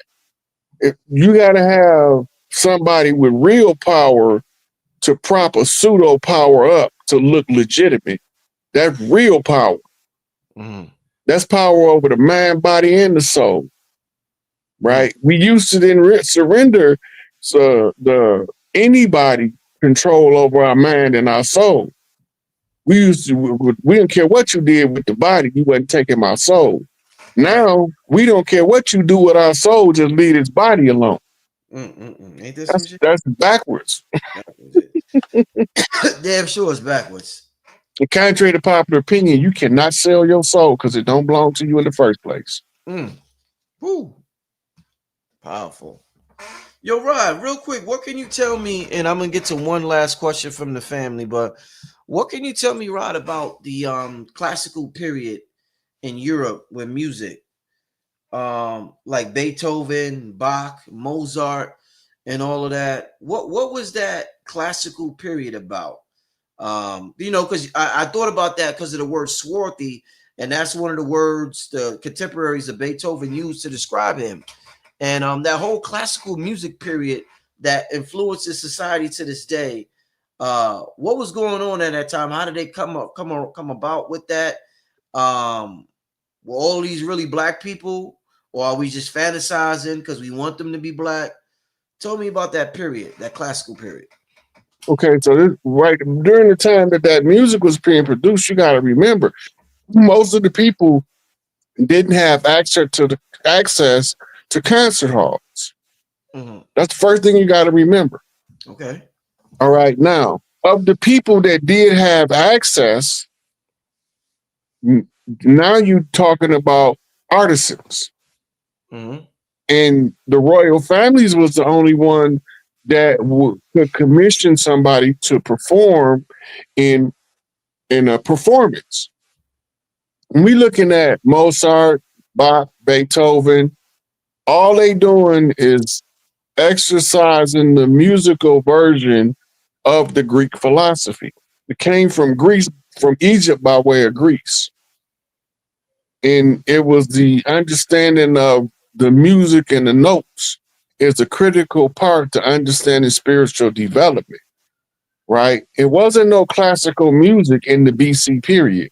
So we look at the history of Europe to determine where did it come from.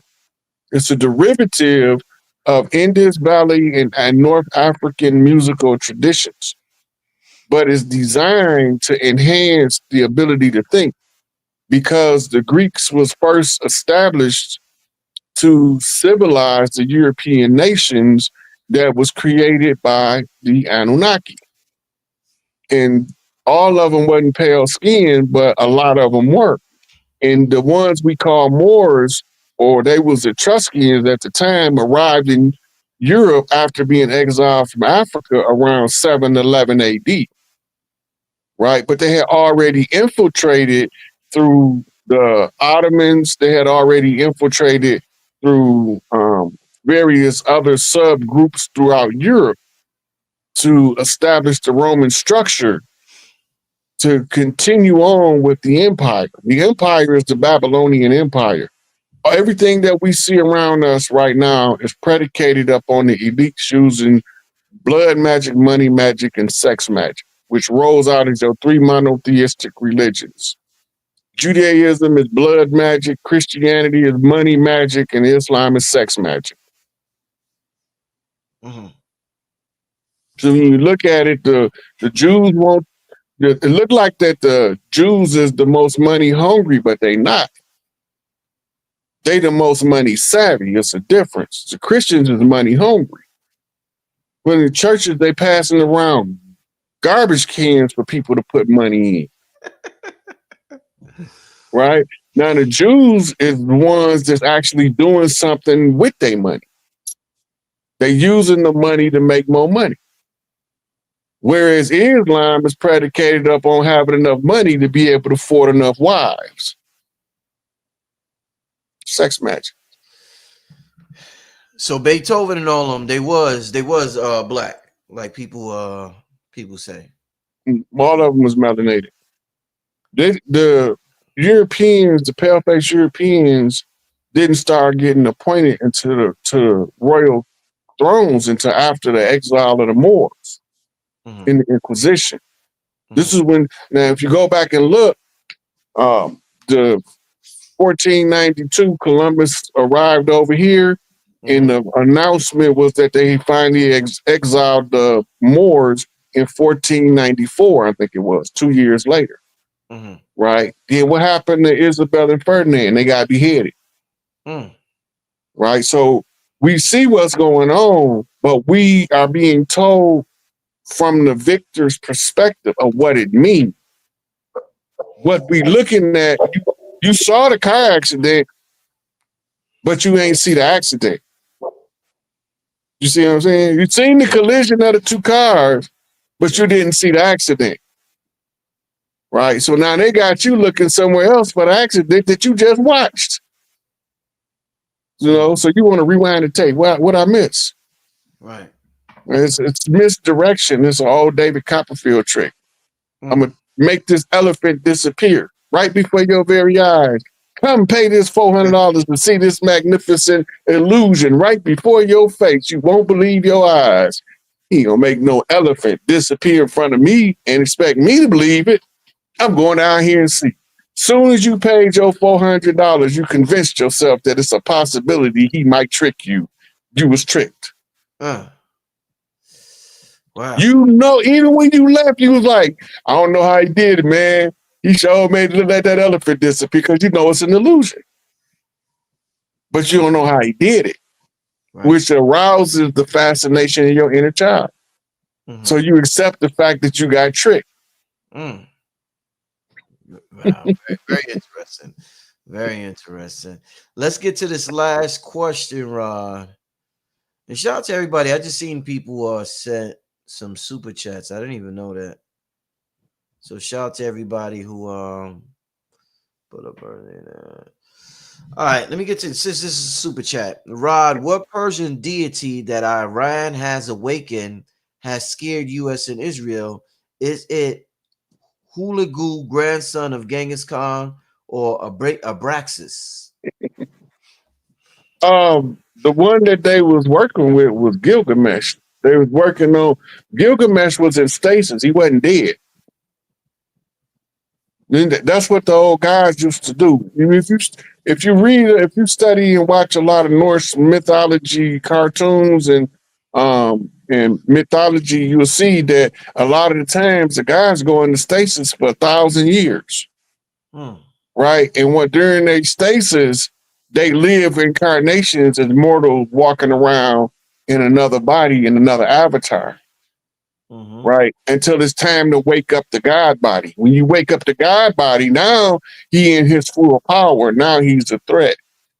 But I'm not really sure which one because there's a whole bunch of beings in stasis in what we call today the Middle East.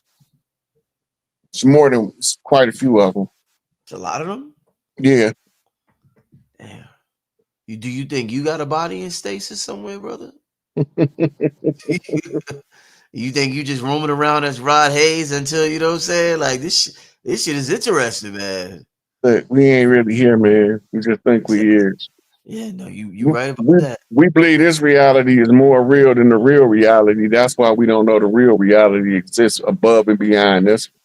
This is a video game. This University Earth played in a simulator, like training the airplane pilot to fly an airplane. We training the guys how to balance energy using the human experience as the template.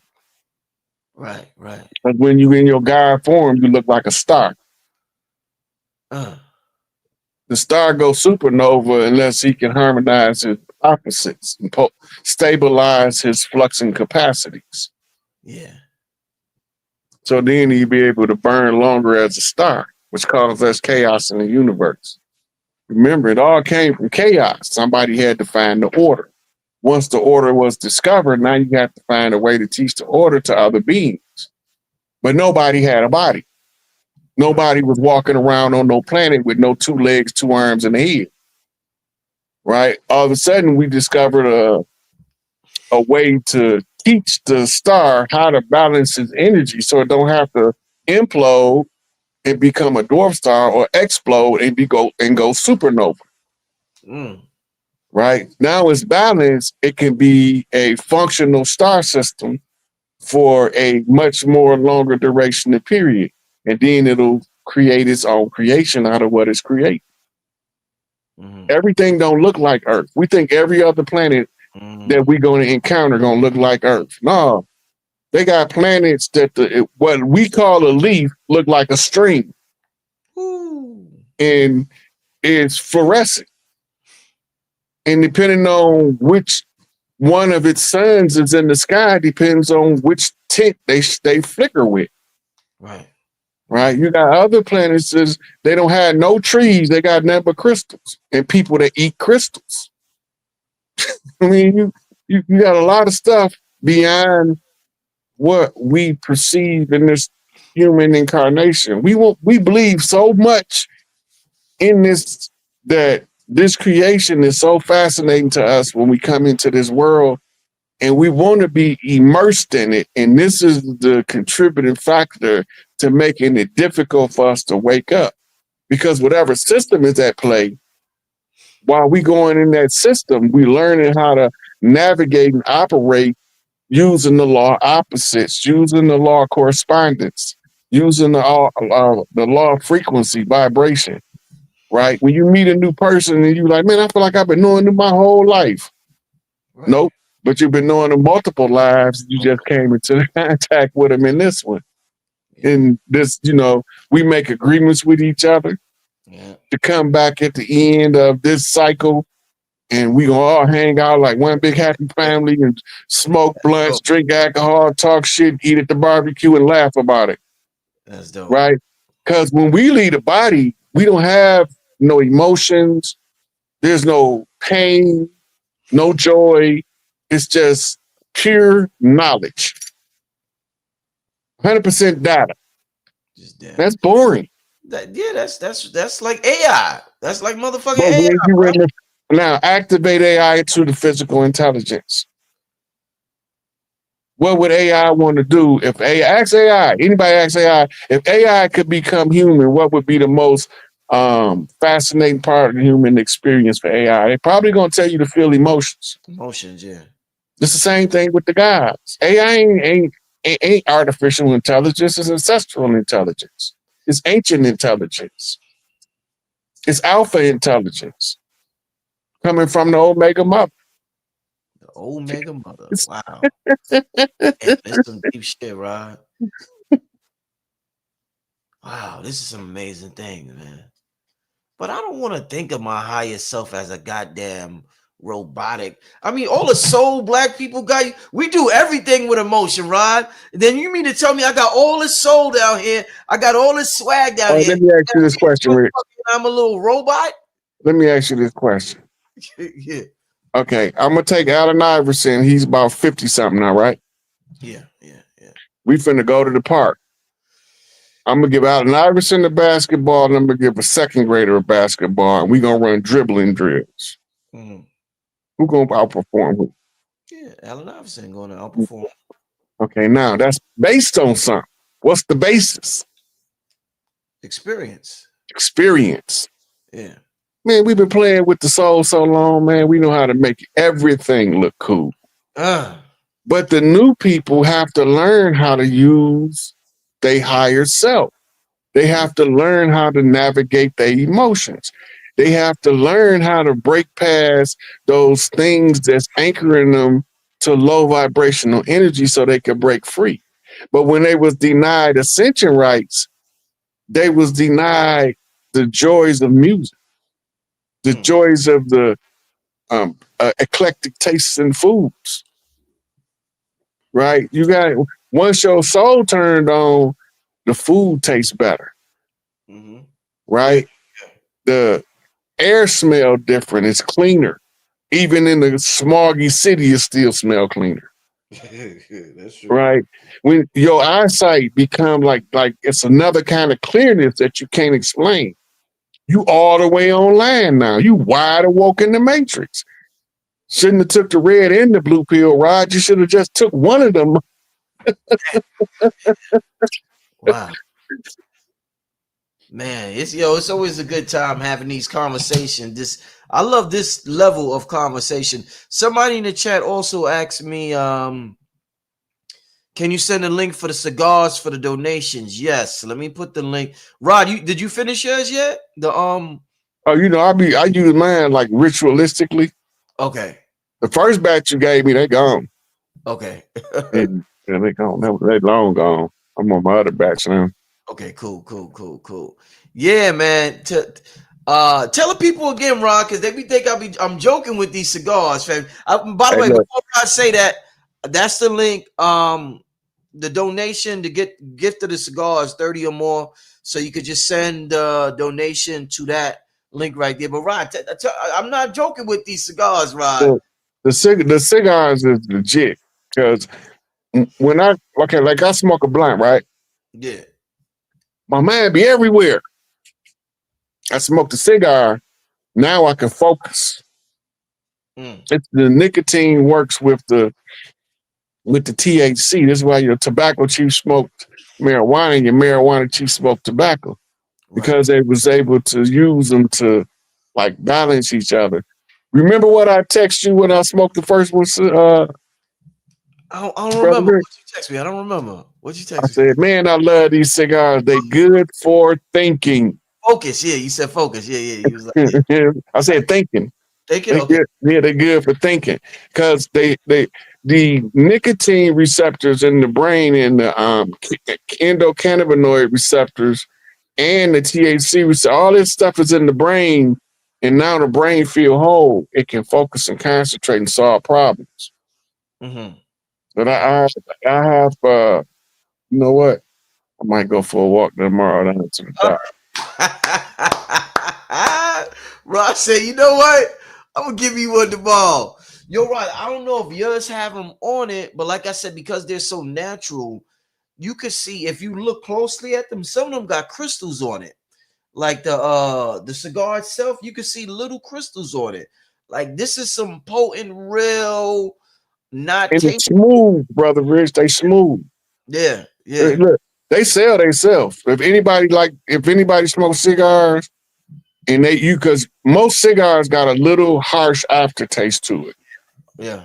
Yeah. These don't have no harsh aftertaste. This is the cigars that our elders used to smoke Yeah. before they started taking the good ones across the water and leaving us with the scrap tobacco.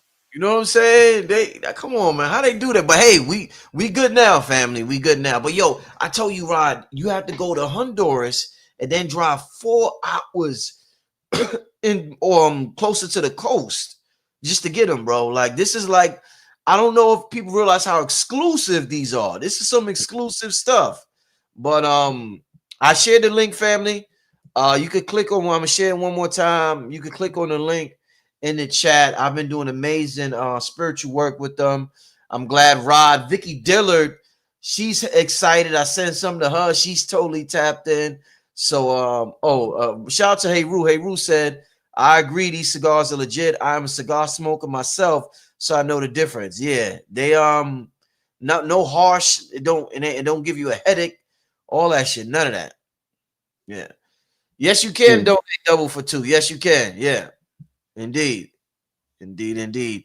Yo, Rod. Damn, there was some. All right. You last question. I'm asking. Last question. You said you was talking about how this is a simulation and this is just a dream and all of that. And I understand that our brain is the interface for this dream. It's like, Apple got Apple Vision Pro. We got the motherfucking brain on us, and our eyes is an extension of our brain. And I'm just curious when we leave this realm, because I remember, let me pull this up.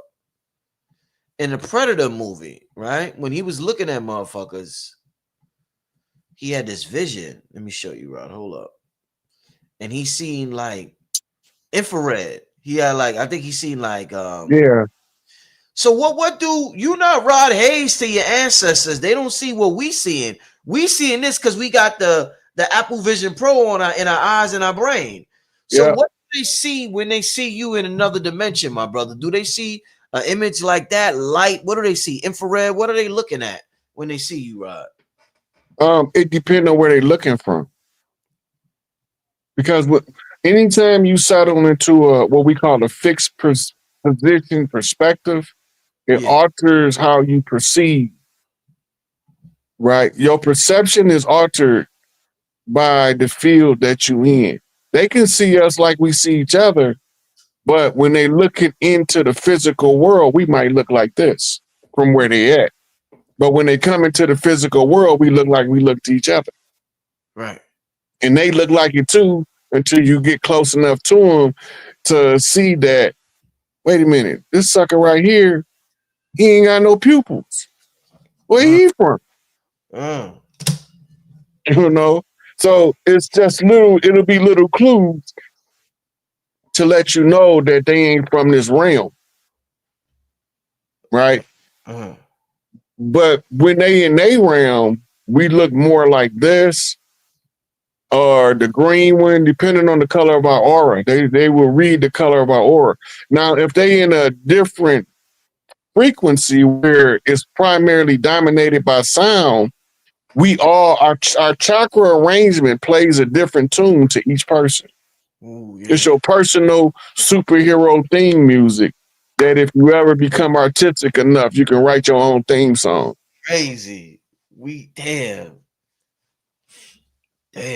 That's crazy. We got our own superhero theme music, yo. Like literally. Yeah, because all of your chakras make a sound. When you first time you hear all of your own chakras, it sound like some mystical bells dingling in the background of nowhere. They call it the songs of the spheres. The spheres represent the vibrating chakra because when it slows down, it's no longer in a sphere, it takes on a geometric form. And this is why when you see the Buddhist or Hindu paintings of the chakra system, they all got a different shape in them, but then they all got a circle around. So they form a ball when they start to move according to their shape. Mm. Man, this is some interesting stuff. I remember the dude that passed away, Robert Gilbert, said when I think it was him, he said when he went to different dimensions sound like different instruments. So I think he said one dimension is associated with like the bells that you will see. You know how you walk in a bookstore and when you open up the door, the bells go like like a little chime Mm-hmm. bell or something. Like he was like a certain dimension was associated with a certain sound. So these sounds are dimensional, are dimensions that we are hearing, but they're also representative of dimensions. I thought that was interesting, man. Yeah, yeah. Was that you showed me the hermetic principles in DNA? Yeah, yeah, yeah. I was just looking at It's um they talk about it in there, and it talks about the octave according to the cycle in the note right. or the tune. Right, the wave in the octave it looked like it's an upward spiral, Yeah. which is also the shape of the energy grid that everything forms in. Yeah. Mm. Right. So a lot of the Sufis used to write about the songs of the spheres. I think Rumi was one who had a poem about the songs of the spheres, Mm. right? But you got different ones, and you have some Hindu writers that wrote about it too. Mm-hmm. Mm-hmm. Yeah, Yeah, I'm gonna do more research on that. That's something that interests me a lot. The music of the spheres. So I gotta do some collaborating with you. I gotta with music, man. We gotta like do some serious collaboration, man. I got because I know Rob be spitting on the low. A lot of y'all don't know that. Rob be spitting on the low. So I gotta do a track with Rod Hayes and Cambada or something like that, man. But listen, Rob, man, I appreciate you for coming on. I'm gonna call you tomorrow because I definitely want to set up this spiritual therapy show. I'm gonna see if we could do it Monday. How's Monday for you? I don't have nothing scheduled next week yet, Brother Rich. So where are we? I'm gonna call you tomorrow and confirm everything. But yeah, spiritual therapy. The second episode is coming next week. The Patreon. With that being said, Rod, I want to thank you, my brother. Thank you so much, a Appreciate magnificent show, and I'm gonna talk to you soon, my brother. appreciate it, Brother Rich. Always a pleasure. All right, brother. Peace. Yeah. All right, brothers, family. So I'm gonna get out of here. Tomorrow got an amazing show. Somebody asked, "Do you ship to Canada?" Yes, I ship to Canada. It just might take a little longer. Um, might take a little longer than here shipping domestically. But yeah. Let me put the link. Let me see. So somebody said, so once we donate, the cigars get mailed. Yeah. You leave your address. I left the PayPal link. Let me leave it again. You can donate whatever you want, but donations of 30 or more get you a cigar. Depending on how much you donate, you'll get more cigars. But yeah, once you donate, ship it out. I'm pretty much I had 3 orders come back. Let me see if I got it in front of me. Yeah, 3 packages came back, but you donate to that link I keep sharing, and somebody said, Rich, please respond to emails I have. What it is exactly are you looking for? I have been pretty much on top of the emails. Let me know. And just for anybody interested, these are just to show y'all how they look. They're hand rolled, they're real. I show them all the time. I'm very proud of them. I've done so much work with them, but they're big cigars. They're hand rolled, 100% tobacco. They're from Honduras. This is to keep them fresh. This is why I have this in here. If you're wondering why this is in here, this is to keep them fresh. But and like I said, I'm looking at them now. You can see the like the glitter on them. It's like glittery. Some of them. Like I've never seen nothing like it. Never seen none. Never tasted. And you don't have to smoke it if you want. You could just light it and have it, in the room, to smoke in the room that you're in. You don't have to smoke them if you don't want to. But I'm proud that I've come across them and I've been blessed with so many. You know, you're the humidor, humidity pack. Yeah, that's what that is. Yeah. But yeah, hit me up. I haven't gotten the cigars yet. Yeah, let me know. Let me know via email. But I pretty much got all them out. I got a lot right there, and I'm gonna get some more out tomorrow. Email sent regarding tracking info. Yeah, hit me up again tonight, Divine Grace, and I'm gonna check into it for you. Yeah, remind me of the Panic Pack. Remind me of the Panic Pack. I remember Panic was doing his thing. So yeah, remind me of the Panic Pack. Definitely. Yeah, I do ship outside the US. It just might take a little longer. Just might take a little longer. Oh, they're very soft. Yeah, they're very soft. Like I said, I've never seen none like them. Never seen none like them. This is like, yeah. Yes, I do ship to Canada. Yeah, yeah. Yeah, with 30 you get the big one. You just get one. And then you set a little more and I hook a brother or sister up. But the 30, you get the one cigar. These are very rare. So yeah. Uh Somebody said just order mine. That's what's up. That's what's up. Yeah, yeah, yeah. Rod be on them heavy. I'm glad, I'm glad the gods and goddesses appreciate them and like them. I'm really glad at that. Really glad. Somebody said just made my donation. Do you? No, no, no. I don't need it. No, I could look all that up. I'll look all of that. Somebody said, Rich, you don't roll all those. No, no, I don't roll them. No, no, no, no, no, no, no. The good folks in Honduras rolled them. Yeah, the good folks in Honduras rolled them. I just, I went over there to get them. Yeah, I forgot. Asked Rod about remote viewing. Did we ask him? Damn, I thought I did. I don't. I asked him so many questions. So yeah, yeah. Somebody said, "Oh wow, I do see crystals." So you got the cigar in front of you right now, Indigo? Can you see the crystals? I just want to confirm with y'all. You got one of my cigars, crystals? I mean, I called you Crystal. Indigo, you got one of the. I just want to confirm so people know I'm not exaggerated. Somebody said, "So can I order?" I'm sharing the link. Y'all keep asking.